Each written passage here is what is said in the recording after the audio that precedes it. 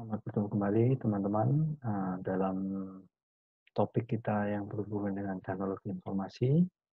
Kali ini saya ingin membahas tentang pengembangan master plan gitu ya. Mungkin sebelum kita mulai dengan slide presentasinya, kita perlu pahami juga kenapa sih perusahaan atau organisasi memerlukan, master plan ya, atau mungkin beberapa buku, beberapa literatur menyebutnya grand design atau apapun itu ya. Ya saya analogikan seperti kita membangun rumah. Akan sangat sulit bagi kita ketika katakanlah kita mendapatkan dana cukup besar, misalnya katakanlah 500 juta, kemudian, tanpa adanya perencanaan kita tiba-tiba langsung beli tanah, kemudian langsung mencari tukang, kemudian membeli bahan material, terus kita mulai bangun rumah. Saya yakin yang teman-teman lakukan adalah biasanya kita akan pertama mungkin tentukan tanah yang akan kita lokasi mana yang kita pakai, akhirnya setelah ada persetujuan, kemudian nanti kita akan berhubungan dengan konsultan di pengembangan rumah, arsitek atau apapun, kemudian kita minta desainnya seperti apa, kita juga bisa meminta, RAB-nya sehingga kita tahu anggaran berapa yang harus kita persiapkan, jangka waktu yang kita butuhkan, dan lain-lain. Tentunya juga bahkan si konsultan akan cukup lama lakukan, verifikasi terhadap keinginan kita seperti apa, sehingga nantinya rumah yang kita bangun itu sesuai dengan kita butuhkan. Nah, mungkin saja bahkan karena dananya hanya terbatas 500 juta untuk membeli tanah dan membangun rumah, sebenarnya kita butuh atau ingin membuat rumah 2 lantai, tapi karena keterbatasan dana, jadi di awal kita bikin dulu rumah 1 lantai. Nah, oleh konsultan tadi nanti tentunya akan dibantu untuk membuat perancangan bagaimana pondasi rumah yang cukup mampu untuk menahan sampai 2 lantai. Walaupun dalam eksekusi pembangunannya, kita hanya bangun 1 lantai dulu, tapi, ke depan ketika kita ada dana lagi, kita sudah siap membangun rumah 2 lantai. Tanpa harus membongkar lagi, membuat, katakan pondasi lagi dan lain. Nah, itulah yang, perlu kita pahami juga dalam mengembangkan sistem informasi di perusahaan. Ini tantangannya akan lebih sulit daripada membangun rumah, karena apa? Karena kalau membangun rumah kita bisa melihat secara fisik bentuknya seperti apa, berapa lebarnya, berapa tebal beton untuk dak kita, berapa tebal dinding yang kita butuhkan, pintunya menghadap kemana dan lain-lain. Dan kalau ada kesalahan segera kita bisa evaluasi gitu ya.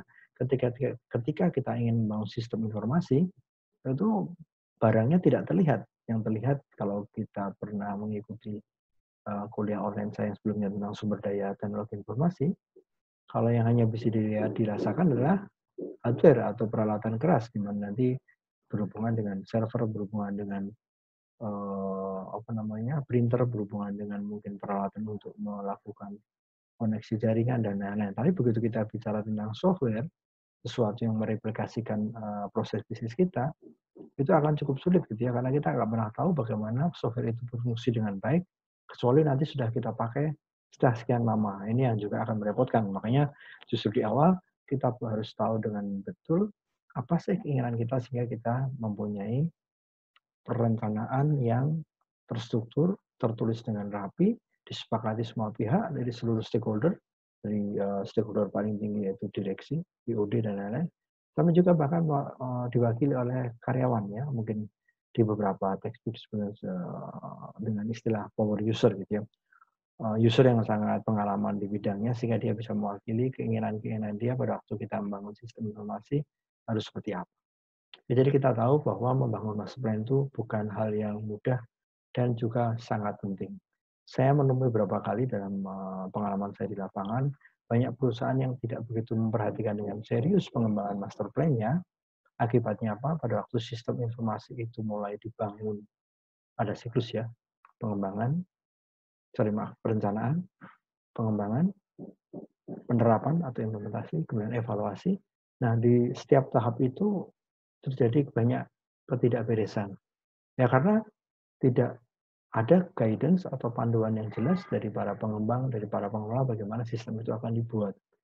Ini ternyata cukup menyedihkan. Atau bahkan ada beberapa organisasi yang menganggap membuat master plan itu gampang, tinggal cari di internet, kita contoh saja, kita ganti kata-katanya sesuai organisasi kita, selesai gitu. Padahal pengembangan master plan itu juga butuh keahlian khusus di dalam teknologi informasi, di sertifikasi atau keahliannya itu Ada orang-orang yang memang belajar untuk itu gitu ya, dia memiliki sertifikasi spesifik misalnya tentang bagaimana pembuatan master plan mengacu pada satu referensi yang namanya TOGAF gitu ya, nanti kapan kita bahas lebih detail, bagaimana melakukan IT governance dengan COVID, bagaimana melakukan perancangan pelayanan sistem informasinya mengacu pada ITIL atau IT Service Management dan lain-lain. Nah, saya pernah menunjukkan satu atau beberapa kali organisasi yang menganggap membuat master plan gampang, bahkan dipimpin oleh orang yang tidak kompeten di bidangnya, menghabiskan biaya banyak, menghabiskan waktu banyak, setelah jadi hanya jadi semacam buku yang ditumpuk dan sudah tidak pernah dijadikan sebagai acuan dalam perencanaan, pengembangan, penerapan, maupun pengelolaan sistem informasi sendiri. Jadi jadinya sia-sia. Yaitu harusnya satu master plan yang kita buat dalam bentuk dokumen-dokumen itu akan selalu menjadi guidance atau panduan, tentunya juga tergantung termnya mau berapa lama, ada yang mungkin untuk bisa mengcover 3 tahun, 5 tahun, 10 tahun gitu ya. Nah, setiap kali ada perencanaan baru, pengembangan baru di dalam sistem kita, acuannya di master plan tersebut. Ini memang menyedihkan juga gitu ya, beberapa organisasi besar bahkan katakanlah di pemerintah atau perguruan tinggi negeri gitu ya, yang saya pernah terlibat gitu ya. Saya sempat juga punya pengalaman kurang nyaman gitu ya, sehingga saya mengundurkan diri.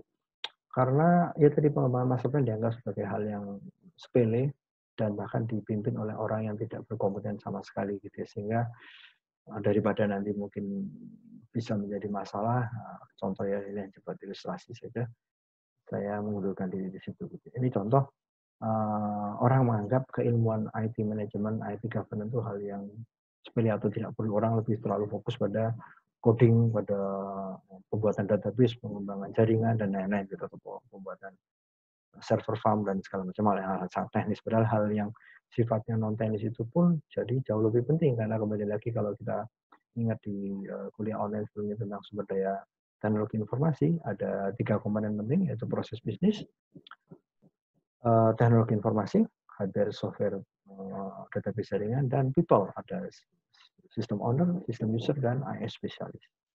Jadi ini saya tekankan sekali lagi, pembuatan master plan itu penting dan harus dikerjakan oleh orang yang memang mempunyai pemahaman dan keilmuan di situ. Tidak boleh kita lakukan secara sembarangan.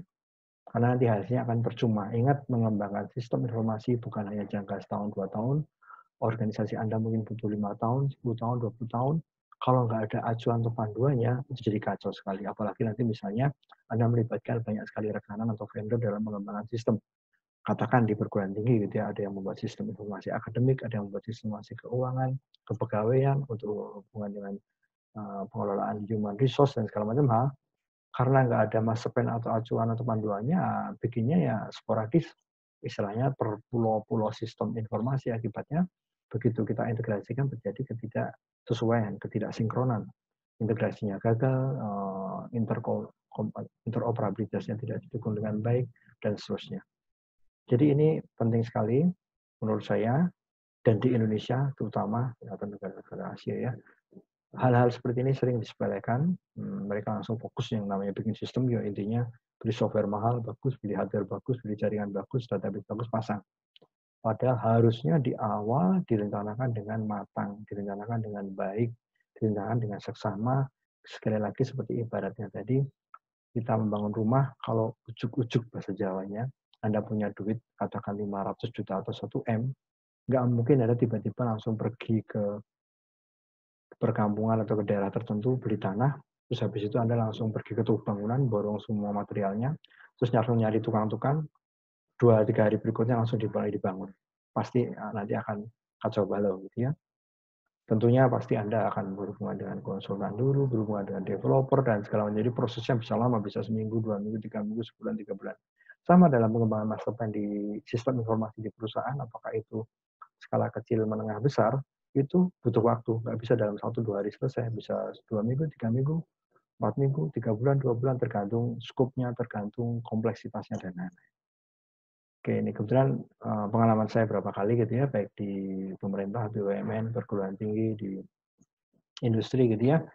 Saat ini mulai banyak, dan di BUMN sendiri sih, kemudian Kementerian BUMN sudah mengeluarkan peraturan undang-undang bahwa semua BUMN harus mempunyai master plan dalam pengembangan sistem informasinya dan mengikuti kaidah-kaidah yang sesuai dengan katakanlah standar internasional gitu ya. Saya bilang tadi kita harus punya keilmuan namanya TOGAF ya. Ada yang untuk COVID, untuk Integrated Governance-nya, ITIL, IT Service Management, Project Management, Sistem Analis Desain, dan segala macam hal. Jadi, sekali lagi pengembangan master plan itu bukan hal yang sepele dan juga bukan hal yang mudah gitu ya. Jadi, seandainya kita bangun dengan baik, kalau kita nanti ada masalah, katakan dalam pengelolaan sistemnya, acuannya ke situ. Kalau kita ingin mengembangkan sistem baru, menambahkan modul baru, acuannya ke situ. Kalau tiba-tiba terjadi perubahan organisasi, sehingga ada restrukturisasi atau merger segala macam hal, acuannya ke situ. Jadi master plan itu akan selalu jadi acuan dalam pengembangan sistem informasi. Saya ingatkan lagi, sistem informasi yang bisa dilihat disentuh secara fisik itu hanya hardware-nya saja. Di balik itu masih banyak kesulitan-kesulitan yang nggak akan pernah kita bisa pahami dengan baik karena itu berupa coding, berupa aliran data di dalam jaringan, bagaimana miliaran atau triliunan database diolah di dalam database server dengan aplikasi tertentu dan lain-lain. Oke, nah ini sebagai pengantar saja untuk memberikan pemahaman master plan is very important ya. Jadi jangan sepelekan itu, serahkan pada ahlinya dan ahlinya ini, nah ini berikutnya akan saya sampaikan tidak perlihatkan slide. Bisa dari internal, karena kita punya tim atau divisi IT yang mumpuni, yang mempunyai orang dengan keahlian tersebut, atau kita bisa minta dibantu dari pihak ketiga. Ya sama kalau membangun rumah kayak saya sendiri, mungkin karena keterbatasan dana atau mungkin juga karena kompleksitasnya rendah, saya senang lihat acuan di internet gitu ya dan segala macam hal. Nah, bisa jadi mungkin saya hanya renovasi kecil, saya buat gambar, saya printkan segala macam, tunjukin tukang selesai. Itu kalau diumpamakan di simulasi ya, ya hanya sekedar nambah server, nambah database, nambah hard disk atau apa gitu. Tapi begitu kita bicara tentang modul yang kompleks, saya saat ingin bangun rumah, ingin naikkan jadi 2 lantai, ya saya serahkan pada pihak ketiga yang memang punya keahlian di teknik sipil, di teknik arsitektur gitu ya, dan seterusnya, sehingga mereka menghitungkan dengan baik, membuat rencana yang baik, yang lainnya dikerjakan dengan sempurna juga, sehingga begitu rumah saya dinaikkan jadi 2 lantai, nggak ada masalah di kemudian hari yang tiba-tiba misalnya ada bocor lah, atau ternyata aliran listriknya nyambungnya nggak benar lah, atau apa, dan lain-lain. Oke, nah sekarang kita lihat, nah pertanyaannya sekarang kapan kita menggunakan pihak internal, tenaga IT kita, atau kita pakai pihak ketiga? Itu tergantung pada kebutuhan sekali lagi, dan juga tergantung pada keahlian, tergantung pada kompleksitas sistem yang kita bangun dan segala macam hal. Oke, kita lihat di sini. Sebentar ya. Baik, nah di sini kita akan lihat, saya ingin membahas tentang penyusunan master plan TI, itu bisa mandiri atau bersama konsultan. Gitu ya. Oke, kita lihat beberapa slide berikutnya. Oke, nah jadi kita bisa sesuai pengantar saya tadi gitu ya, master plan itu bukan hal yang mudah karena melibatkan banyak hal ya. Di dalam sistem informasi ini kita tahu ada komponen people-nya yang tadi sudah disebutkan atau pernah kita bahas di kuliah sebelumnya, ada IS owner, ada IS information system owner, ini IS user penggunanya, dan IS spesialis orang-orang yang punya keahlian di bidang teknologi. Di balik itu juga tentunya nanti akan ada bagaimana tentang masalah motivasi, reward, encouragement buat mereka, adanya politicking antara mereka. Jadi isu people ini dalam sistem informasi juga bukan hal yang mudah juga. Ya. Kemudian dari sisi proses atau proses bisnisnya, bagaimana alur kerja kita, flow kita kerja sudah dioptimasi belum, bahkan beberapa kasus, beberapa cerita tertentu kita tahu bahwa ada beberapa yang harus kita re-engineering, kita rekayasa ulang sehingga lebih optimal. Gitu. Ada beberapa proses yang kita perlu buang gitu ya, atau kita mungkin bahkan menggunakan pihak ketiga atau konsultan khusus di proses bisnis untuk merapikan dulu, mungkin nanti ada yang namanya bisnis proses analitik dan segala macam hal gitu ya. Dan dari sisi teknologinya sendiri yang disebutkan dari sisi hardware, software, jaringan database itu nanti produknya seperti apa, jaringannya menggunakan teknologi seperti apa, aplikasinya mengacu pada framework seperti apa, dan segala macam hal gitu ya. Ini juga, nah ketiga ini harus kita rangkum dengan baik, kita tuangkan dengan baik dalam bentuk satu rencana induk, ya, master plan. Dalam bahasa Indonesia ada yang disebut sebagai rencana induk. Ya. Jadi kita tahu sendiri, kita sudah bahas tadi sebagai pengantar, terdengar bahwa dalam pengembangan master plan itu itu bisa jadi kita menggunakan pihak ketiga, karena mungkin kita tidak merasa mampu membuat itu sendiri, atau kita bisa kerjakan pada internal. Karena toh juga mungkin, divisi kita, divisi IT kita juga sudah punya orang-orang yang punya pemahaman terhadap itu, dan juga mungkin bisa digunakan untuk menghemat uang, walaupun tentunya belum tentu juga gitu ya. Belum tentu juga menggunakan pihak internal bisa lebih hemat uangnya daripada dan dananya daripada yang di luar gitu. Nah, sekali lagi itu perlu kita pertimbangkan masa-masa gitu ya, nanti kita lihat beberapa slide berikut. Jadi, bisa jadi ada satu perusahaan memilih dengan pihak ketiga, MPTE-nya, beberapa perusahaan menggunakan, divisi IT internal sendiri. Nah, menyusun secara mandiri, ini bukan hal, yang, salah juga, sekali lagi, ketika kita punya kemampuan di situ, ketika kita punya resources atau sumber daya di situ, ya kenapa tidak gitu ya. Sekali lagi bilang, seperti saya ceritakan di awal, ada beberapa perusahaan yang menganggap atau organisasi yang, cari aja di internet, nanti kita tiru, kita modifikasi, selesai gitu. Ya, betul sekali lagi memang master plan itu produk akhirnya apa ya, dokumen. Jadi gampangnya aja kadang-kadang gitu makanya, jasa desain apapun, mulai dari desain yang mungkin sering saya lihat di internet orang-orang yang di bidang desain mengeluh karena bikin logo yang udah susah payah tuh dibiayai sangat dihargai sangat kecil karena logo kayak gitu aja cari di internet gampang gitu ya. Padahal dia udah susah payah mencari makna perusahaan Anda membuat logo dengan warna ini, warna itu dan lain-lain misalnya gitu ya.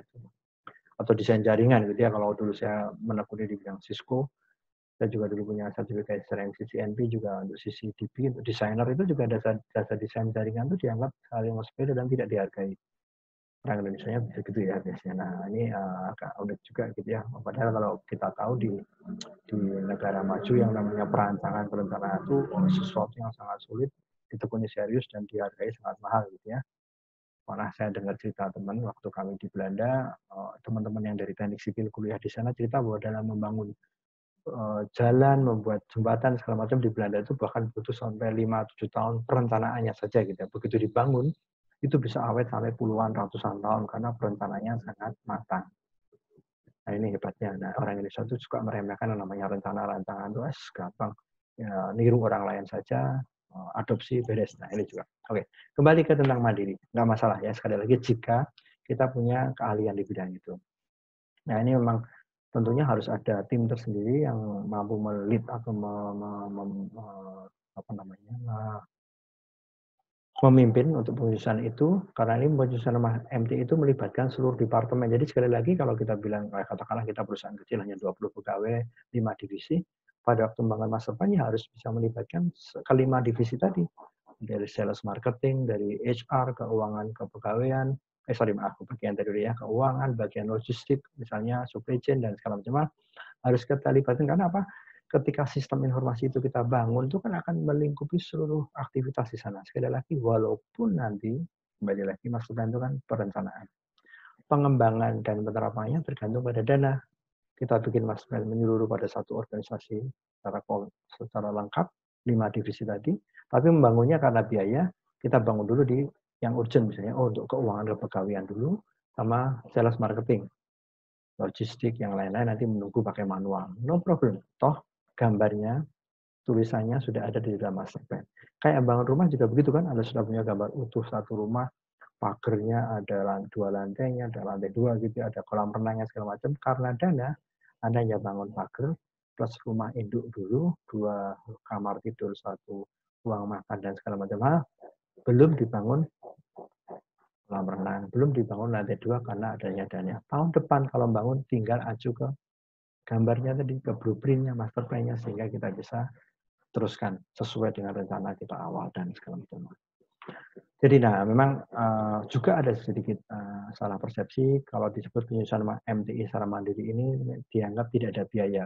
Belum tentu juga ya, tergantung karena kadang-kadang kita juga harus butuh untuk biaya lembur, insentif dan lain-lain. Jadi ada intangible cost yang muncul jika MPTI diterapkan. Kelebihannya lain, kalau di dalam penyusunan secara mandiri ini jadwalnya jadi lebih luas. Beda dengan kontrak konsultan ya, kalau kita pakai konsultan kan udah pasti dijadwalkan 3 bulan atau 6 bulan. Sehingga kita tahu ada target-target atau milestone minggu pertama, bulan pertama, bulan ketiga itu ada output apa yang harus kita dapatkan atau istilahnya deliverable-nya. Nah, Kalau dengan penyusunan mandiri karena kerjakan sendiri ya nyantai. Nah ini hati-hatinya kalau bahayanya kalau tidak punya tim yang bagus, jadi gampang ke bahasa Jawanya, akibatnya nanti molor sampai kapanpun nggak selesai-selesai karena nggak ada target. Nah ini juga harus Anda perlu pahami dengan baik gitu. Belum lagi nanti tiba-tiba nanti ada perubahan divisi, ada perubahan anggota di dalam tim itu sendiri, SDM-nya mungkin pindah lokasi lain atau keluar atau apa. Ini kadang-kadang juga konsekuensi yang harus ditanggung oleh perusahaan yang membuat master plan secara mandiri gitu ya. Kemudian secara mandiri juga kendala komunikasi. Sekali lagi pengalaman saya juga sebagai selain konsultan TI adalah saya dosen juga di bidang TI. Jadi yang sering saya temui adalah anak-anak kuliah di TI itu kadang-kadang bicaranya pakai bicara bahasa teknis. Jadi mereka tidak mudah berkomunikasi dengan user, dengan manajemen. Begitu disuruh presentasi isinya bahasa teknis semua sehingga BOD, manajemen, user itu pada melongo semua, ini orang ngomong apa gitu ya pakai bahasa teknis yang nggak jelas gitu.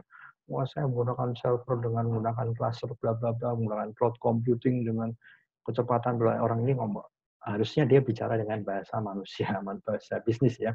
Sehingga usernya, manajemennya, deadline-nya akan paham, oh yang dimaksud itu tuh. Karena pada waktu master plan itu kita bangun, yang dibutuhkan itu kan pemahaman proses bisnis.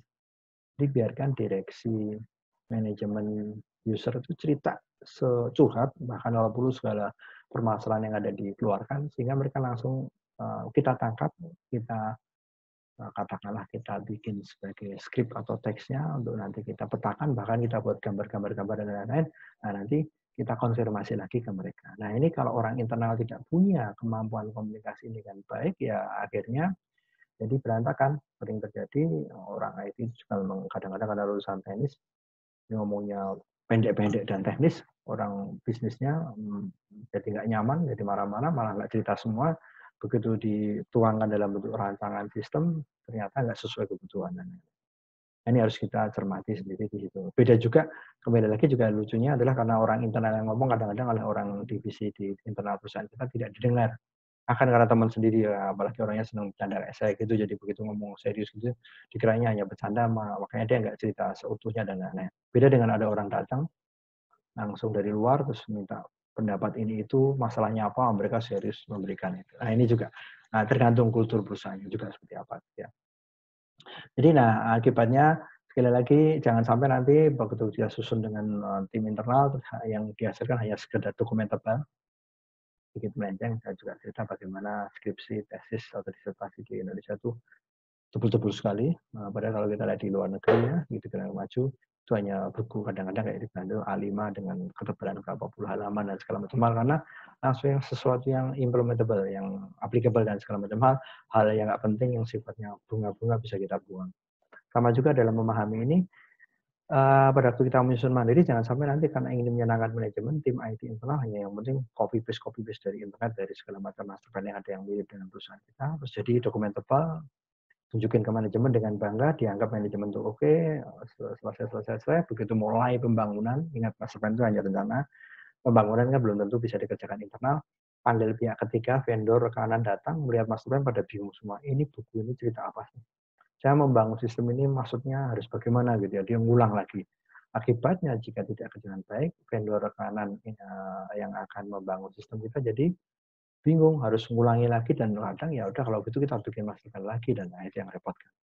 Kemudian jadi artinya di sini SDM yang kita butuhkan di internal itu harus punya keahlian spesifik. Seperti seorang yang punya keahlian di audit TI, COVID gitu ya, nanti di IT governance, ISO, dan lain-lain. Jadi sertifikasi yang perlu dimiliki oleh personel IT di perusahaan yang terutama yang masih IT maturity-nya masih menengah dan rendah. Nah kalau nggak begitu, asal hanya nulis gitu ya. Saya temui beberapa kali, sehingga pengalaman saya di lapangan, kadang kita harus menyusun ulang lagi master plan yang sudah dibuat susah payah. Jadi bahasa Jawanya mindon gawe ini dikerjakan lagi ya.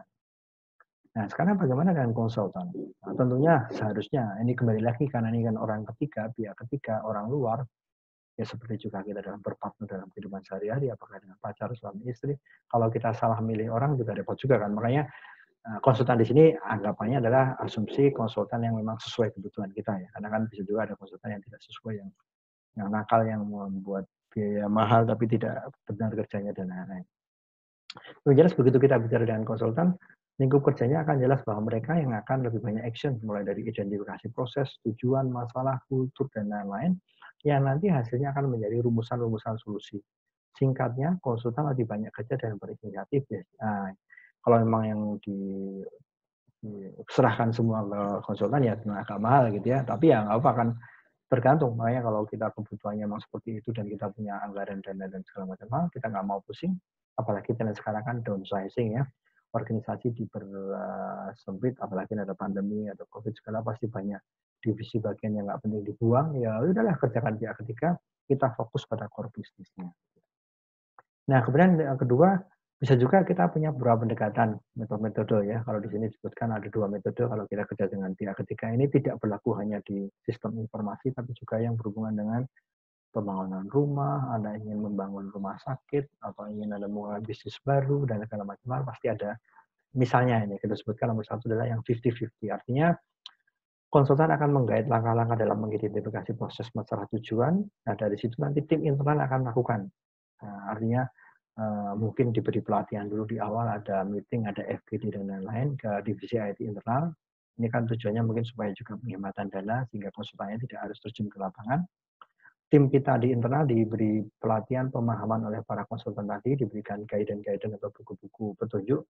Nah, nanti waktu terjun ke lapangan untuk identifikasi akan dikerjakan pihak internal. Tapi sekali lagi, di slide sebelumnya sudah saya jelaskan, kemampuan komunikasi divisi IT itu sendiri harus diasah dengan baik. Ingat, orang IT umumnya, walaupun sekarang tidak mempunyai kemampuan komunikasi dengan bahasa bisnis atau bahasa manusia. Sering disebut mereka ngomongnya pakai bahasa planet. Nah, ini harus tapi jelas ini bisa menjadi solusi kalau kita mungkin punya keterbatasan dana. Gitu. Jadi kayak tadi mereka dapatkan identifikasi, kemudian diberikan ke konsultan, nah mereka nanti akan memberikan solusi-solusi terhadap identifikasi tersebut, gitu ya, diberikan usulan dan lain. Karena kan lagi kadang biaya mahalnya juga kalau kita pakai pihak kita itu untuk terjun ke lapangan, dia harus survei, apalagi kalau perusahaannya tidak hanya di satu kota, di banyak kota, bahkan beda negara, itu kan butuh biaya macam-macam untuk traveling, akomodasi, dan lain-lain. Kalau pihak internal bisa melakukan, kenapa tidak misalnya. Nah, metodenya bisa macam-macam, sekali lagi tergantung pada metode dan biayanya. Kalau biayanya lagi, di sini mungkin tim internal kita akan jadi lebih fokus karena ada yang ngontrol gitu ya, dan bahkan untuk hal-hal tertentu mungkin saja pihak konsultan menyarankan mendorong tim internal untuk segera memiliki sertifikasi tertentu. Jadi mereka dikirim ke lembaga pelatihan untuk ikut sertifikasi, mendapatkan sertifikasi keahlian di IT management tadi, kayak audit IT, COVID, ISO, ITA, dan lain-lain, dan segala macam hal. Dan juga mungkin dalam hal komunikasi dengan user, karena orang dalam dari sisi bukan kontennya ya, familiarity-nya akan lebih mudah sehingga orang dalam divisi yang diinterview tidak akan relaktan atau tidak akan menolak. Oh, ini teman kita juga dari divisi IT atau dari kantor pusat dan segala macam. Walaupun kontennya harus diawasi juga, karena kalau tidak nanti kan kadang-kadang karena tidak punya kemampuan mereka bisa melenceng ke sana kemari gitu ya, dan lain-lain. Nah, perlu diketahui ada konsekuensinya di sini ya. Nah, begitu kita bilang skala ini juga akan menentukan gitu ya, seberapa besar skala ini akan kita kerjakan. Jadi akan ada pertanyaan, mana yang lebih baik akhirnya antara internal dan eksternal gitu ya. Tergantung pada skala, misalnya skalanya kecil, tingkat kesulitannya rendah, mungkin tim internal saja bisa melakukan, tentunya harus dibekali dengan kemampuan atau keahlian tertentu seperti yang saya sebutkan tadi, ilmu di IT management, makanya nanti kalau Anda di satu perusahaan, Anda di posisi yang akan merekrut atau membentuk divisi IT, jangan lupa komposisinya bukan hanya sekedar orang-orang yang punya keahlian teknis, ahli coding, programmer handler, ada ahli jaringan, ada ahli bikin database, tapi juga orang yang punya keahlian IT manajemen. Karena sekarang bahkan di era cloud computing, di era kita sewa, sistem informasi ada 3 jenis ya, bisa kita buat, kita beli, atau kita sewa. Era sekarang udah banyak yang arah ke arah sewa, yang lebih praktis. Ya kayak Anda bikin website, nggak perlu lagi bikin server sendiri, nggak perlu lagi punya ahli bikin website. Kerjakan di pihak ketiga, kita tinggal ngirim kontennya, beres, sewa gitu ya. Jadi kalau ada masalah atau apa, mereka sering. Zaman dulu kan nggak, kita harus bikin server khusus dan rekrut pegawai yang bisa bikin coding untuk webnya misalnya, dan segala macam. Nah, ini bahkan sekarang di banyak perusahaan udah pengelolaan HR ya, human resource SDM itu dikerjakan pihak ketiga. Marketing sales juga begitu ya, karena kita ingin fokus ke core bisnisnya. Nah, kembali lagi, nah di sini artinya master plan-nya jadi lebih simpel karena nanti kita bisa fokus core bisnis. skalanya kecil, bisa jadi mungkin kita pakai tim internal aja. Tapi kalau ini perusahaannya unik, besar, manufacturing skala luas dan segala macam dan sistemnya tidak general di luar, ya mungkin kita butuh kompleksitas master plan yang sangat sangat rumit sehingga kita butuh pihak ketiga. Itu yang harus kita cermati juga. Gitu. Nah, kemudian juga kembali lagi bekerja dengan konsultan harus benar-benar disiplin terhadap jadwal, karena kalau enggak nanti jadi boros ya, karena mereka mungkin kadang-kadang biayanya mahal, ada yang hitungannya dolar, jam dan segala macam. Ya harus pandai-pandai menyusun itu dengan baik. Gitu. Nah, sekarang kembali lagi, mana yang lebih baik? Nah, tidak ada solusi yang pas untuk semua kondisi. Jadi sekali lagi semua tergantung pada banyak hal. Kenali dulu proses kita, lingkungan kerja kita, kultur, karakter, dan tentunya adalah ketersediaan biaya. Dan juga jangan berharap mulu-mulu dengan menginginkan MBT yang lengkap dan mengcover semua proses bisnis kita yang ternyata sangat kompleks tanpa keluar biaya yang besar atau tidak mau keluar biaya sama sekali, itu jelas nggak mungkin. Kembali lagi ya tadi cerita di orang-orang yang kerja di desain itu sering mengeluh, sering sedih juga karena minta desain ini lah sama teman nggak usah bayar lah atau dijajanin nasi goreng aja, padahal membuat logo perusahaan, membuat katakan apa gitu ya, desain untuk acara tertentu, spanduknya, billboardnya segala itu kerja keras dan segala macam. Menurut dia ngapain lo kayak gitu, cuman tinggal download di internet, modifikasi selesai. Enggak. Jadi Anda harus, nah artinya segala sesuatu itu pasti ada harga, ada rupa, ada harga dan segala macam hal gitu ya. Dan kita lihat ternyata master plan itu tidak mudah juga, pastikan kita bagaimana sumber daya manusia kita juga, dan lain-lain gitu, dan segala macam hal. Gitu ya. Jadi sekali lagi, tergantung kondisi kita di internal ini harus kita rapatkan, kita evaluasi dengan baik juga. Gitu. Nah sekarang faktor penentunya kapan internal atau eksternal, ada beberapa faktor, misalnya dari ketersediaan SDM. Lihat secara kompetensi dan waktu ada nggak di internal kita. Kalau ada, why not gitu ya, toh juga sekarang anak lulusan sekarang kan sudah punya keahlian macam-macam. Sekarang sih relatif dibanding 10-20 tahun lalu mencari lulusan IT yang punya keahlian macam-macam sudah lebih mudah gitu ya dibanding zaman dulu gitu ya. Nah ini tergantung leadernya. Ini kadang-kadang mungkin saja dikerjakan internal, tapi kita sewa satu orang sebagai project manager pengemasan dari luar. Karena mungkin misalnya tim kita IT kita itu hanya paham teknis saja, jadi butuh leader, bisa jadi misalnya gitu ya. Dan atau kalau memang kita nggak punya sama sekali atau kita nggak mau fokus core bisnis dan divisi IT-nya sangat ramping karena hanya untuk memaintain aja, ya udah kerjakan pihak ketiga. Lalu budaya komunikasi ini juga, ini karena bagaimanapun juga kita lihat kalau kita pakai internal betul memang familiaritasnya tinggi, tapi bisa jadi membawakan kontennya tidak pas dan segala macam. Tapi kalau kita lihat internal kita seperti itu bagus, komunikasi bagus, konten bagus, ya tim internal aja. Tapi kalau kita ternyata harus pakai pihak ketiga, kan seperti di keluarga juga, kadang-kadang saya sebagai orang tua ngasih tahu anak saya macam-macam tidak dengar, begitu ada omnya atau teman saya ngasih tahu, padahal isinya sama persis, dia langsung dengar. Itu wajar gitu ya, orang pasti kadang seperti itu. Nah ini sama juga di master plan IT, kadang kita pakai pihak ketiga, panggilin langsung semuanya serius, disiplin, dengerin. Padahal ya isinya sama juga dengan divisi IT yang sebelumnya sudah melakukan pendekatan. Gitu. Kemudian kompleksitasnya, ini juga tergantung. Kalau Anda perusahaan kecil hanya 5-20 pegawai, 3 atau 5 divisi segala macam, internal oke, tapi begitu kita cerita katakanlah industri besar, grupnya Indofood, Garuda, kemudian berhubungan dengan manufacturing, Krakatau Steel atau Bola, ini kan kompleks banget ya. Nah ini mau tidak mau kadang kita harus pakai konsultan. Konsultannya pun juga beragam. Ada konsultan bisnis, ada konsultan untuk pengembangan sistem informasi dan segala macam. Jadi kadang-kadang nanti akan ada kerja bareng antar beberapa tim konsultan yang saling membantu sama lain karena besar. Dan cash flow, ini juga tentunya bagaimana pembiayaannya. Nah, seberapa mampu kita membayarnya, kita membayar dia mungkin bulanan atau mungkin kita borongan. Ini seperti kayak bangun rumah gitu, ada yang tukang bayarannya harian, ada yang borongan dan segala macam.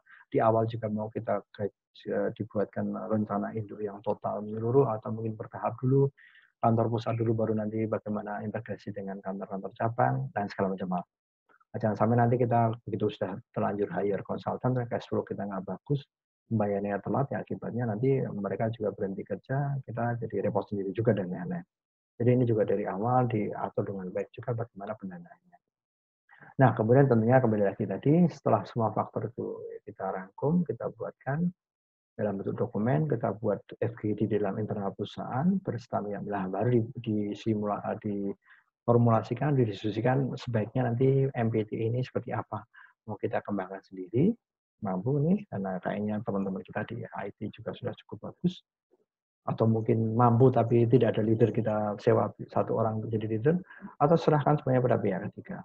Jadi tidak ada jawaban yang tepat atau pasti, case by case akan berbeda tergantung pada kebutuhan. Nah, disitulah nanti tentunya pihak perusahaan atau organisasi harus mampu menentukan dengan baik. Oke, sekali lagi, nah sebagai penutup, saya akan kembali lagi di sini bahwa pengembangan master plan itu penting. Jadi jangan sampai kita menyepelekan, apalagi di era sekarang yang kompleksitas sistem informasi itu makin tinggi dibanding 20-30 tahun yang lalu gitu ya. Sekali Anda lepas kontrol terhadap sistem, sistem yang akan mengontrol kita. Maka jadi repot sekali begitu kita tergantung pada sistem keuangan kita, kepegawaian kita, penjualan kita, pengelolaan pegawai, pengelolaan mahasiswa kalau di kampus.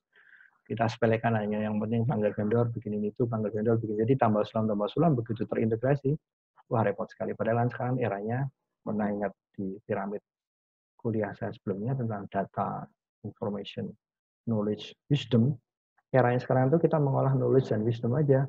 Jadi kalau ada perusahaan sekarang masih repot mendapatkan data, menyimpan informasi, mengolah, memahami itu berarti dari awal ada salah dengan perencanaannya. Gitu. Di era sekarang harusnya sistemnya sudah jalan dengan baik, sudah support operasional, masuk ke support untuk decision making, pengambilan keputusan, bahkan nanti ke arah strategik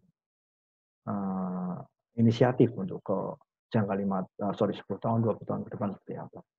Nah, itu tentunya sistem itu akan bagus kita buat kalau kita punya landasan, kita punya acuan, kita panduan yang disebut sebagai master plan atau bahasa Indonesia dengan sebutan rencana induk, atau ada yang punya grand design, ada yang punya blueprint. Blueprint itu mungkin sebenarnya lebih sedikit teknis ya, sesuai namanya. Ingat blueprint cetak biru itu kan bisa dipakai di pekerjaan-pekerjaan teknis, ada kertas besar, terus ada gambar-gambarnya yang warnanya biru, itu biasanya digunakan oleh para engineer dan tukang di lapangan untuk membangun sesuatu. Sama di IT juga. Kalau kita ada bicara blueprint, nanti lebih detail bagaimana programmer melakukan coding, orang jaringan masang jaringannya, orang server masang jaringan, karena instruksinya ada sangat teknis. Ada di masa tentunya di awal kita mulai dari pemahaman rencana bisnis kita, alignment atau penyelarasan dengan strategi bisnis kita, dan segala macam. Oke, mungkin ini kuliah kita kali ini tentang master plan. Semoga membantu. Nanti kita tunggu ada video lain yang akan saya buat, saya upload lagi di sini. Semoga teman-teman menikmati. Jika ada pertanyaan silahkan masukkan dalam komentar atau mungkin bisa menghubungi email saya tadi. Oke, terima kasih. Sampai bertemu lagi. Salam teknologi informasi, sukses.